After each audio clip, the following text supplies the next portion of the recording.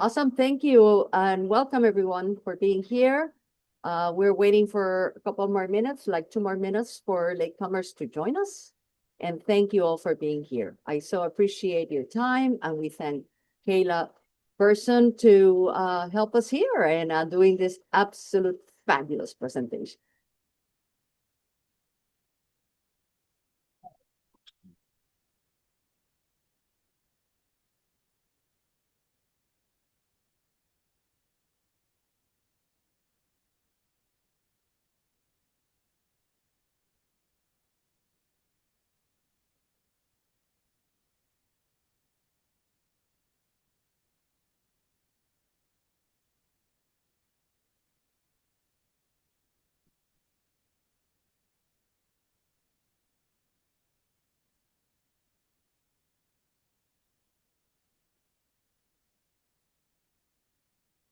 That's 6:01, 6:02, we'll begin. I hope you can all see my screen. And I will begin the presentation and then stop sharing and let Kyla take it away. But just hold on for a minute. Okay, 6:02. Susan, if you can, Susan is a colleague of mine, and if you can help me let people in while I do this presentation, I appreciate it. Awesome. Thank you and welcome everybody for being here. Let me introduce myself. My name is Ana Rodriguez. I have a bachelor's degree from the Inter-American University of Puerto Rico in elementary education, and then a master's and a doctorate in education from the University of Massachusetts in Amherst. I joined Chief Staff in September 2009. So yes, see these gray hairs? I've been here for a long time. And right now I manage the higher education and graduate programs that are produced here by SHIP. These are my actual information. That's my email. That's my cell phone number that you can reach out to me. And if you want to connect with me via LinkedIn, take a photo of this right now and feel free to connect with me. And that's my LinkedIn address. I'll give it one more second. Take a picture quickly. And I look forward to continuing our conversation after this meeting. Let me tell you what are we going to discuss today. You're here because you're thinking maybe grad school is the right next step for you, and I think it might be. So if you're thinking about graduate school but not sure if it's the right fit, this session will tell you what is good for you or maybe not good. So including why people pursue, and they will give you an explanation, pursue advanced degrees, how to evaluate whether it aligns with your goals, and what the application process looks like.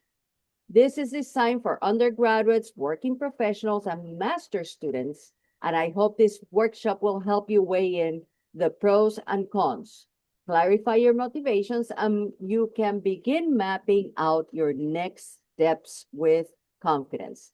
Let me tell you about our great presenter, Dr. Kyla Carson.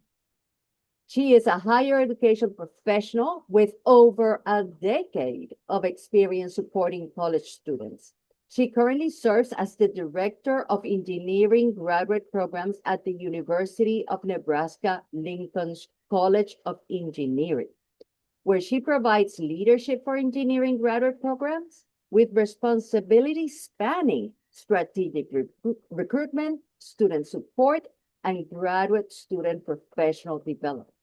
Dr. Person earned both her master's in science and PhD in educational studies from the University of Nebraska-Lincoln, specializing in higher education leadership. And without further ado, I leave you with our expert, Dr. Kyla Carson, and take it away. Thank you for being here. Thank you, Anna. I share my screen.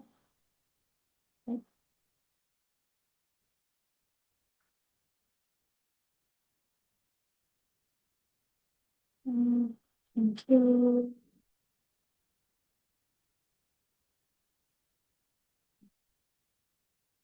All right, you should be seeing the big red N. We can see your screen. Thank you. There we go. All right. Thank you everyone for joining me tonight.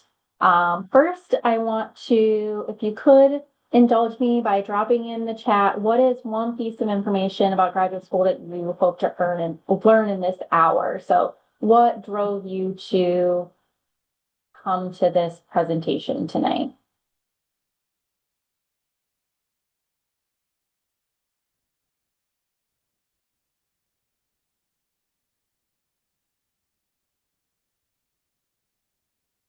Right, the application process, how far advanced? Yes, I will absolutely go over that. How to select a graduate school, how you pay for graduate school. Yes, college is expensive enough. So why do you want to keep going to school? How are you going to pay for it? Absolutely. Financial aid options, working full time and going to school. Yes, I am a product of that. I worked full time and went to graduate school part time, so I can certainly talk to that and knowing how to balance everything. And that is tricky. So yes, we will talk about all of these things tonight.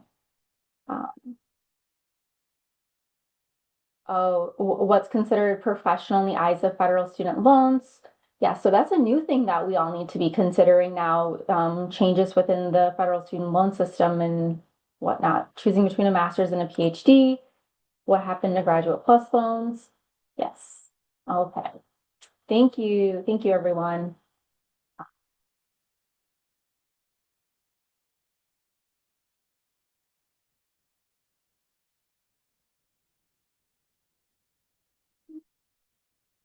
I lost my presenter view. There we go. Okay. So for tonight's agenda, I'm going to talk about some graduate school basics. So things that you all mentioned in the chat, undergrad versus grad, master's versus PhD, why do one over the other, the job market. So why, your individuals who are going to have STEM or have STEM bachelor's degrees. So what's the difference of going out into industry or, staying in school a little bit longer or going back to school and getting that master's or PhD? What does the job market look like? What's that outlook? How does your earning potential change when you have an advanced degree? And then, and the admissions process, what does that look like and how is it different from undergrad? And then how do you pay for grad school? Because like I said, undergrad is expensive enough. And um, what are the different funding options available? I know some of you had questions about different student loan programs. I can try the best of my ability to answer some of those questions, but some of that is new for me as well. But I'm happy to talk through that. I'm going to talk to you a little bit about the University of Nebraska-Lincoln and our College of Engineering and the different programs we offer. And then we'll just walk away with, what now? How do you find a program? How can you make sure that your application is the best that it can be going forward? So a little bit about me. Anna shared a very flattering intro. It's very great. Some of my responsibilities in my role as the director of engineering graduate programs here at Nebraska is I do a lot of admin work with our different engineering programs, so I do get to know them quite well. I do professional development support for our graduate students. So as an example, Thursday, I'm doing a workshop on negotiation. So negotiation is a skill that is learned through practice. And so that's something that we're going to be doing um, on Thursday. And then I do recruitment. So I do a little activities like this as well. And then like Anna said, I earned both my master's and my PhD here from the University of Nebraska. I have worked at UNL for 13 years. All of those years have been in the College of Engineering. The first 5 were with on the undergrad side of the house. So I was an academic advisor with mechanical engineering, and then I switched over and I've been working with graduate students now for the last 8 years. So what is the difference between undergrad and graduate education? So I like to tell students that as an undergrad, you're going to learn a little bit about a lot of things. And then as a graduate student, you're going to learn a lot about a little bit. So graduate school is really an opportunity for you to really narrow your interest and become an expert in that area. And instead of just consuming the knowledge, you are going to now start contributing to the creation of that knowledge and generating new knowledge. In undergrad, there's going to be a lot of projects and exams, whereas in graduate school, there's going to be a lot more research. There'll still be projects, well, a lot more research, and there's probably going to be a higher expectation of writing than maybe on the undergrad side. One difference that I find particularly true in engineering is that as an undergraduate, my students had a very prescribed plan of what they were required to take every semester with very little leeway. And as a graduate student, you really work to co-create your academic plan with your faculty advisor. And that becomes, you have a lot more freedom within your academic plan, which isn't necessarily the case within STEM undergraduate degrees.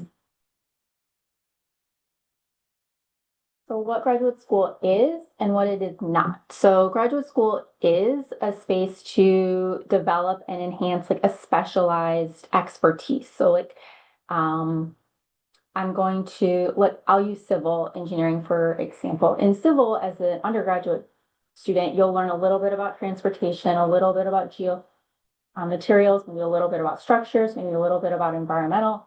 And graduate school is really an opportunity for you to pick a subdiscipline and really become an expert in that area.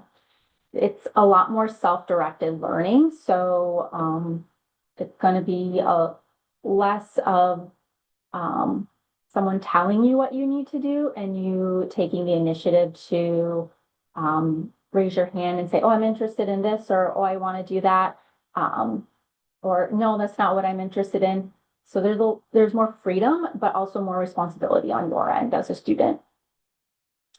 You're going to ask there's going to, you will be expected to ask more questions and not just answer them. So instead of just being able to recite information, you have to mean like why something is and why is it like that? And a graduate school is an opportunity for additional professional training in research, industry, or academia. So one misnomer is that if you go on to graduate school and you get a master's or a PhD, that you want to be a faculty member, and that is simply not the case. Most students who go on to graduate school and earn a master's or a PhD in a STEM discipline, they work in industry. And so you're just giving yourself additional expertise in a particular area for that position. But graduate school is not. It's not just more undergraduate classes. So you're not just taking more classes and then you get a degree. I added this next one because I've had this come up a few times in the last few weeks. It's not a second bachelor's degree. So it's not, so if someone is like a history major and then they decide, their senior year of being a history major, oh, I think I want to get a master's degree in mechanical engineering. That's not how you need to be able to make sure you have the prerequisites to take graduate level courses in the discipline that you want to get a graduate degree in. So it could be like maybe you are a chemical engineering undergraduate and you're interested in environmental engineering. So there's like a slight shift and you are likely able to take the prerequisites in environmental engineering or biomedical engineering or something like that. So as long as a shift is possible, as long as you're able to take the prerequisites in that new desired discipline. Graduate school is not a guaranteed path for a specific job. There is no guaranteed path for anything. And there's no constant hand holding. There's not, your faculty advisor isn't going to walk you through the process. You will need to be self-motivated and take a lot of initiative to make sure that you're hitting deadlines and you're turning in the correct paperwork to the correct people when you need to do that. And it's certainly not it's certainly not only for the person who's always raising their hand in class, always has all the right answers, is always getting perfect scores on their exams, or is always at office hours. It's not just for those people. um, so I want you to know that if you're someone who is inquisitive and interested in learning and diving deeper into a topic, graduate school is most likely for you. There are several different ways to engage in graduate school. So one option, if you are at a school who offers an accelerated master's program, this is where you, within your bachelor's degree program, there's likely an overlap semester or year where you take both undergrad and graduate level courses, and then take one additional year of just graduate level courses. So this is an opportunity for you to earn a course-based master's degree. So there's likely no research expectations, but you would get a master's degree in your discipline. If this is an option for you, it's an excellent option. And if it's available, I would talk with your faculty advisor and explore that as an option. If you are, another opportunity could be through graduate certificate programs. Certificate programs are typically 12 to 15 credit hours of a particular sub-interest area. So at Nebraska, we have one in the Internet of Things, we have one in AI, we have one in engineering management that are all 12 credit hours, and they're opportunities for potentially students who are maybe thinking about graduate school, but maybe don't want to commit to a full master's degree, or just want to gain a little extra knowledge in one particular area. Then there are your traditional research-based master's and PhD options. These are going to be full-time programs, likely residential programs, so on campus, where students are taking courses and conducting research at the same time. There are fully online master's programs. These are likely going to be course-based only master's programs. So again, no research component. At Nebraska, we have one in engineering management. That's a 30 credit master's program. There are other schools who offer fully online programs in, say, mechanical engineering or electrical engineering, computer science. And if that is something that fits your lifestyle of where you're at right now, then that's a really great option for you. And then there is a hybrid of those two options, so master's or PhD option that is both on campus and online. If you are someone who is location bound, this may or may not be a good option for you. So graduate school outcomes. So I'm going to preface this slide is based on data that is self-reported to our UNL's Career Services Office, and it is of our own graduates, so it's very much Midwest centric. So if you're someone who's living on the coast, this may look different from where you're at, but graduate school is an investment in your future. And so looking at our graduation data from about 3 years ago now, our doctoral students have reported earning an average starting salary of $97,000, and master students around $83,000. So that's roughly $22K or $9K more than our average starting salary reported by our undergraduate students that same year. Our top employers in our region are going to be within our own region. So we have strong civil and construction and architectural engineering firm presence within our top employers there. And again, this is going to look a little bit different depending on where you're at physically. Admissions requirements. I know this was a question someone asked. Every graduate program has varying admissions requirements, and more likely than not, they are going to be conducting a holistic review of the applicant's material. So that means they're going to look at everything and not put more weight on one thing over another. So they're going to look at the applicant as a whole. Typically,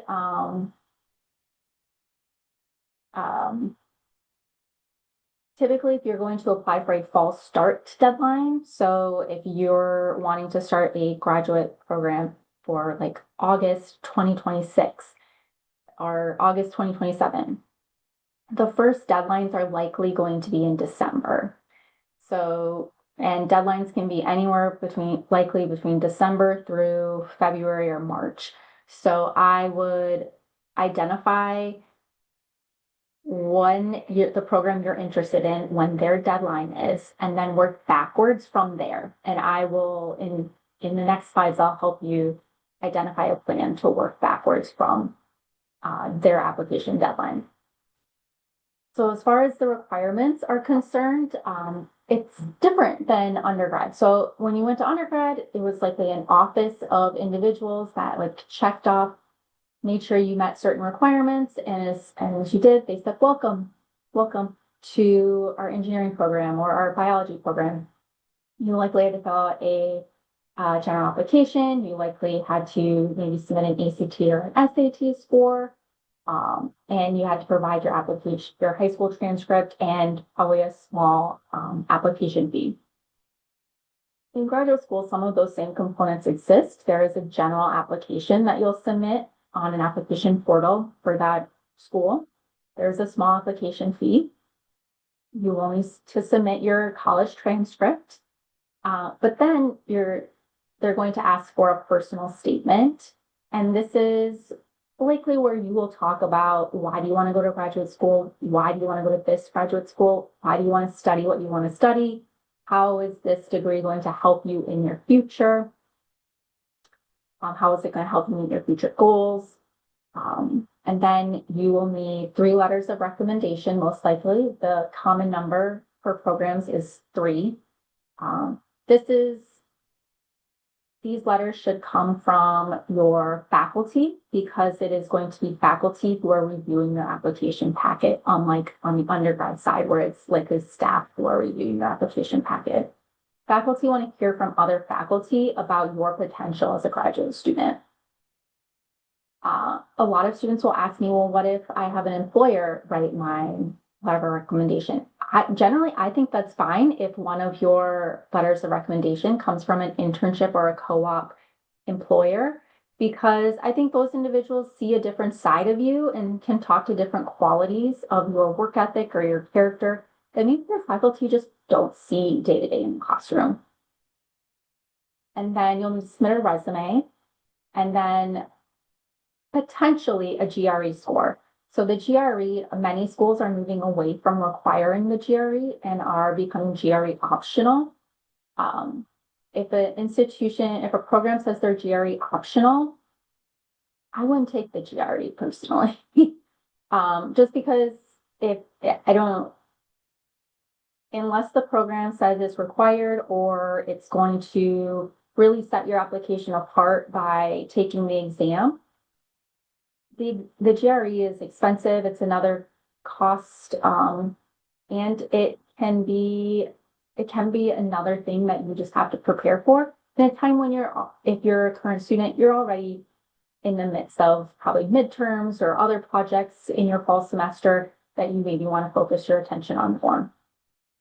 The GRE I took as an education student is going to be the same GRE that you would take as an engineering student. So my tip to you would be, if you do take it, just make sure to go back and brush up on your college algebra, because I never took calculus. So, and you're probably fresh in like differential equations. So just make sure to go brush up on some of the more basic math that maybe you're not using in your day-to-day in your classes.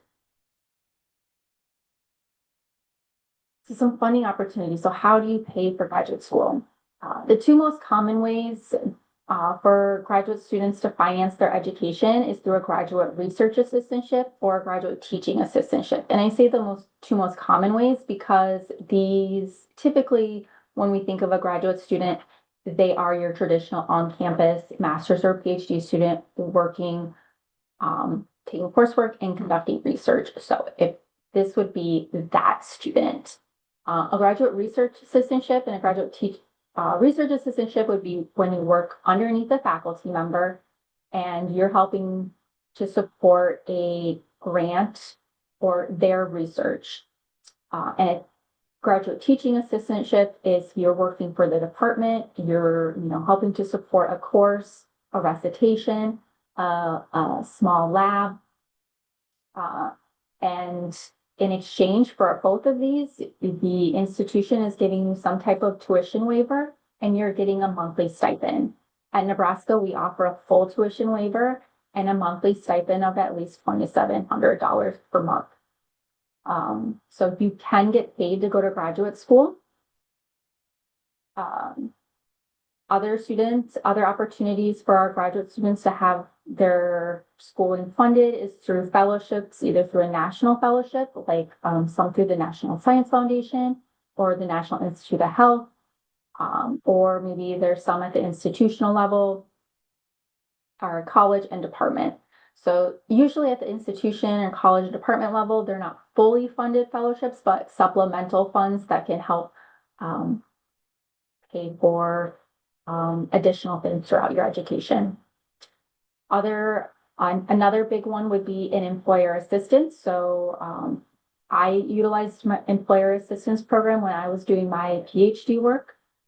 Students who are in our Master's of Engineering Management program, they are typically utilizing an employer assistance. So this is where an employer, as part of their employee benefits, offers X amount of dollars that the employee can use towards their education per year, and student loans.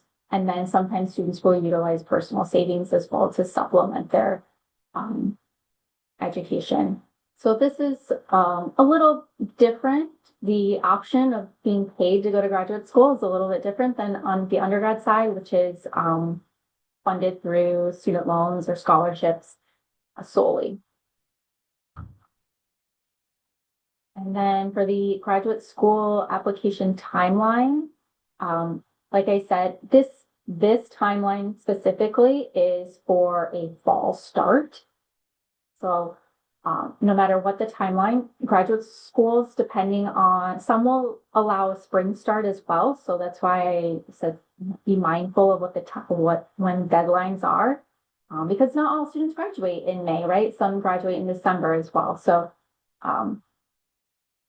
just be mindful. You can take a screenshot of this if you'd like. And then I am going to stop sharing my screen and see if there's any questions that came up while I was talking. Dr. Pearson, we have a question from Matthew Dura. Is it possible to gain fellowship in a PhD program without a graduate research or teaching assistantship? Possible? Sure. I know students in December, one of our students graduated, and she had a fellowship from the Department of Defense that fully funded her education, and she had a monthly living stipend, and that fellowship allowed for some professional development funds as well. There is the National Science Foundation offers the Graduate Research Fellowship Program, and that also provides full tuition coverage and a monthly stipend. So there are opportunities out there. There just takes a little bit more legwork to apply for them. Awesome. Ana Maria Rodriguez says, are there any tips for getting recommendation letters from faculty if you have been working after graduation? Oh, so you mean you graduated and then you want to come back? Ana Maria, can you unmute yourself and explain this question a little bit better, please?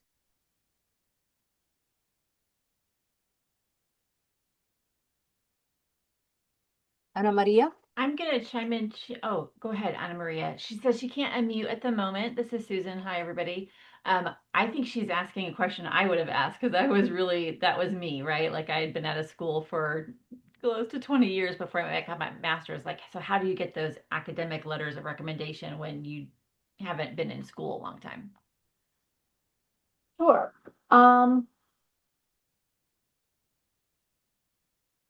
I think that, in that case, maybe instead of one letter from a lawyer, or not lawyer, your employer and your supervisor, maybe it's two. And then I would try and, yeah, depending on how long ago, maybe network back within your old faculty. But I can certainly understand that, Susan and Maria, if I were to go back to school right now, I can't remember a single name of my undergraduate faculty. So I would need to rely on my employers or supervisors solely to talk towards my potential as what my potential as a graduate student, but also like what an advanced degree could do to help me in my career.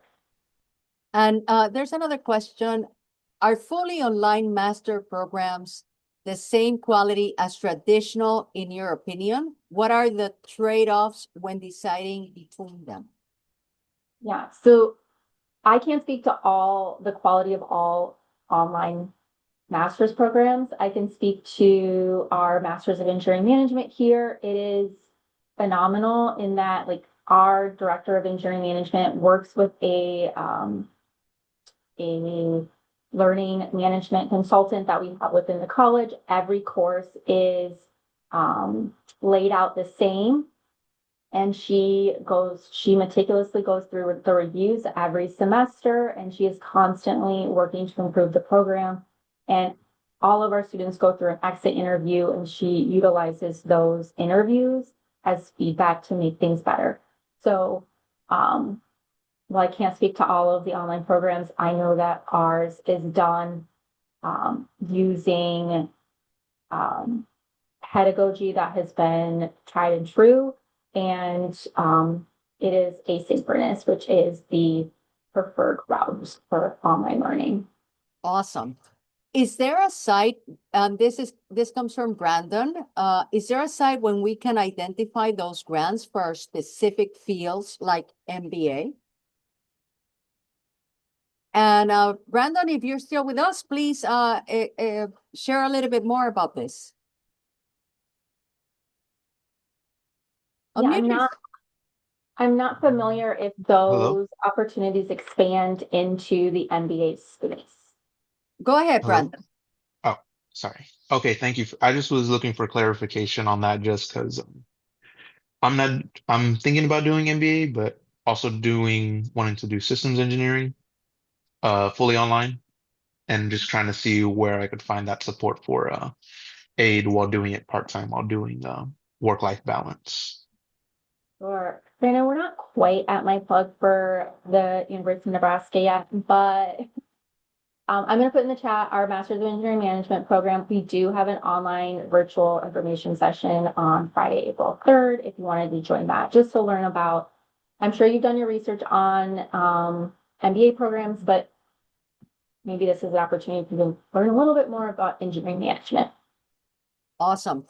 Or also, Thank you. Brandon asked, Yeah. or is it better to look on the university site or talk to financial offices for support in terms of grants?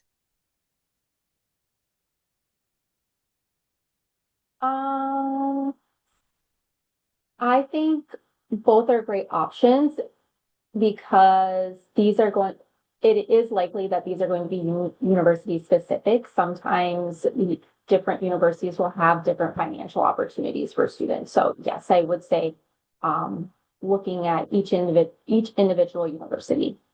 Okay.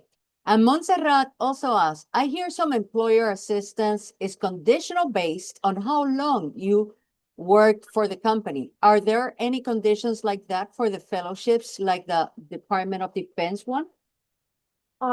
So I have not seen those conditions on the Department of Defense or Department of Energy or NSF, or NIH. No, I've not seen those. But you're Awesome. right. Sometimes employer assistance is conditional based on how long you've been at the company, and they sometimes would like you to be at the company a little bit longer after you finish your degree. Do you have an average of how long you have to work there, or it varies? Varies. Sometimes that benefit will start day one. Other times it's like after a year with the employer. Okay.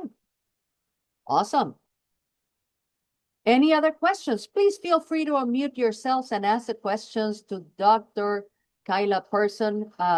She will be more than happy to answer them. There are no questions. Do you have more of your presentation? Yep. And Okay. I will start it up again. Awesome. Thank you all for participating, and feel Yes, free to thank unmute you. yourselves. This is meant to be a conversation. Okay, I'll share again. Okay, so the University of Nebraska, we are a land grant institution. We are located in the middle of the country. Middle of the country in Lincoln. Lincoln is the state capital of Nebraska. So we are about here in Nebraska. We have R1 status, so we are a Research 1 institution, meaning we are highly research active. We are part of not only Big Ten athletics, but also the Big Ten Academic Alliance. So we collaborate and benchmark ourselves against other Big Ten institutions. And several of our programs are highly ranked within U.S. News and World Report. So within engineering, so if you're someone who is interested in pursuing a degree in engineering, we are located both in Lincoln and Omaha. So I am in Lincoln, which is our main campus, and then I'm in this building right here, Kiewit Hall, and I'm on the 5th floor, joining you from about here.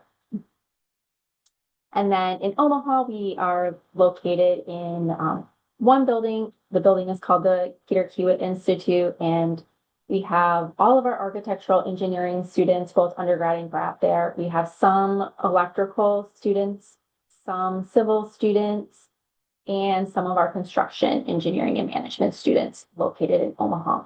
All of our other programs, both undergrad and grad, are in Lincoln.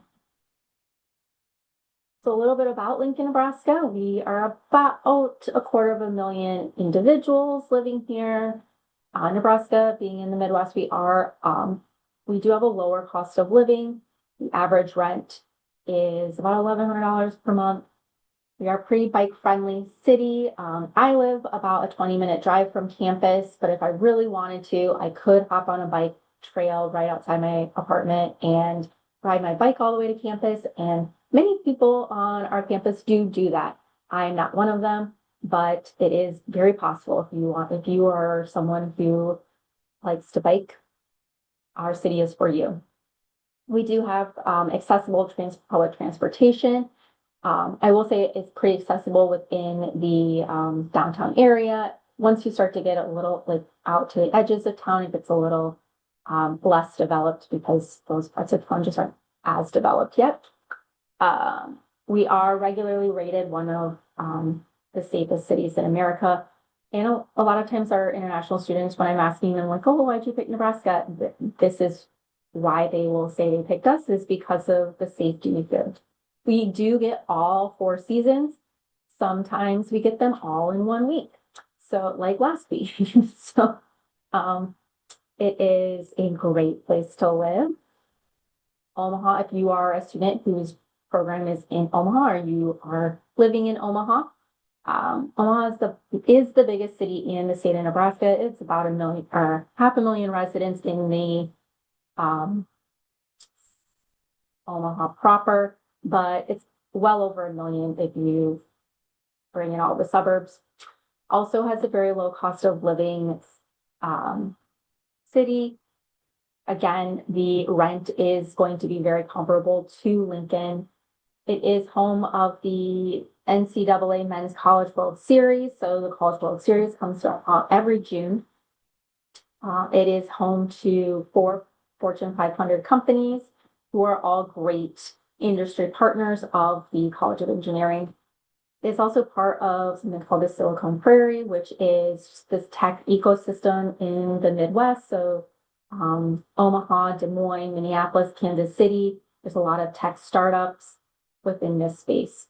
And then it's also home to the Omaha Zoo, which is a world-renowned zoo. It has the largest indoor desert and rainforest. So if you get the opportunity to visit Omaha, I would definitely check out the zoo.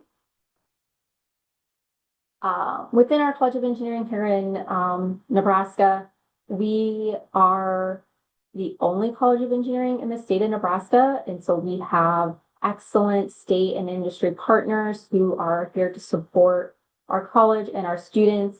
And with that support has come new construction over the last 5 or so years. So the building that is on your left, that is our Engineering Research Center that opened about 3 years ago. It is 3 floors of graduate research labs and graduate research offices and collaboration spaces. So that building is almost solely dedicated to the research enterprise and our graduate student learning. And then the building on the rendering on your right is Kiewit Hall. This building opened 2 years ago. So I'm joining you from the 5th floor of that building. This building is dedicated to classroom space, learning labs, and collaboration spaces, and then student support offices. So this building has been built with the student as its center. In our 7 departments, all have master's and PhD options. All of our master's and PhD options are on campus and traditional research programs, with the exception of our Master's of Engineering Management, which is one of our interdisciplinary graduate programs. When I talk about interdisciplinary programs, these are programs that are offered at the college level, and we have faculty from several departments who contribute to those degree programs. And I could talk about our research all night, but I wanted to pull out 2 or 3 of our junior faculty who are conducting some pretty cool research. Dr. June Wang is working on tech that would make large data centers more energy efficient. So he just got a new grant to help him with that. And then Dr. Ison and Dr. Claire are part of the team. They recently were awarded an NSF grant to develop AI that could autonomously operate building systems to optimize energy efficiency. So these are 3 of our junior faculty who are conducting some really outstanding research to help make us more energy efficient as we move into the future.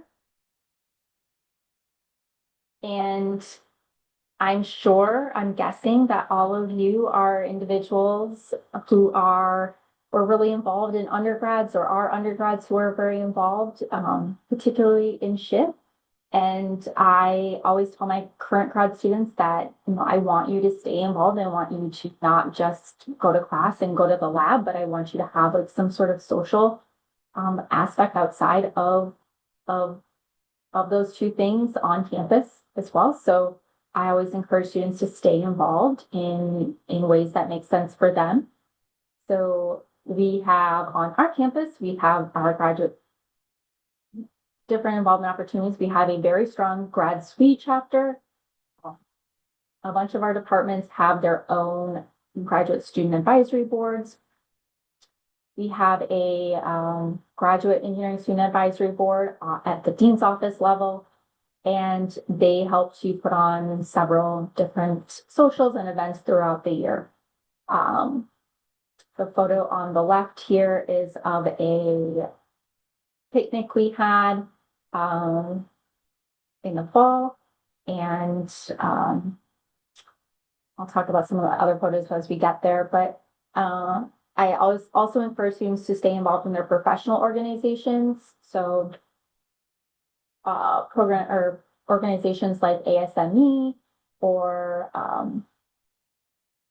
IEEE, electrical engineering students, ASCE, all those different organizations, one, because they can help you network with industry or academic professionals, but also they may have funding opportunities for graduate students as well. So I also, like I said earlier, most individuals who go on to earn a master's or a PhD, they do not choose to stay in academia. But if you are someone who does want to pursue academia as a career field, we have a graduate student teaching fellows program. That's this photo at the bottom is one of our latest cohorts of teaching fellows, the year-long program where students work to learn proper teaching pedagogy and how to implement that within the classroom. So then when they go out to be instructors themselves, or even if they're going out to work in industry, how can they convey those lessons in a manner that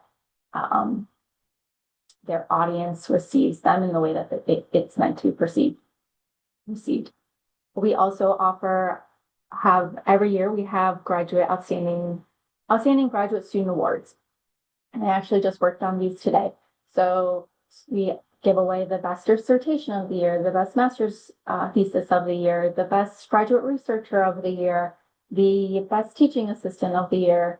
So all different opportunities to highlight the work that our students have done throughout the year. I don't know about your schools, but at Nebraska, Engineers Week is a big deal.